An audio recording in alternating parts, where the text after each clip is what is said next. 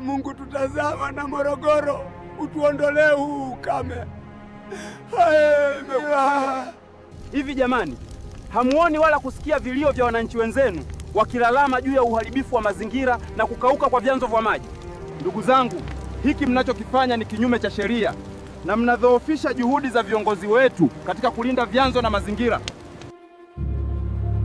Milima ya Uluguru ni chanzo cha uhai kwa maelfu ya wananchi wa Morogoro, Dar es Salaam na Pwani. Lakini leo uhai huu uko hatarini. Kilimo holela na uchomaji wa misitu katika safu za milima hiyo vinaharibu vyanzo vya maji, vinasababisha ukame na kuacha jamii zetu kwenye mateso. Mungu tutazame wana Morogoro, utuondolee huu ukame. Enyi wananchi wenzangu, kwa nini tufikie huku wakati tunaweza kuzuia hali hii? Wananchi mwenzangu wa Morogoro, tusiache hali ikawa mbaya. Tushirikiane kulinda mazingira na kutunza vyanzo vyetu vya maji kwa manufaa ya sasa na baadaye. Hebu tujiulize, kesho tutapata wapi maji? Tushirikiane kulinda milima ya Uluguru. Acha kuchoma misitu.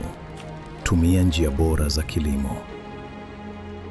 Ni wajibu wa kila mwana Morogoro na Mtanzania kuhakikisha tunalinda mazingira yetu na vyanzo vya maji kwa manufaa ya sasa na baadaye.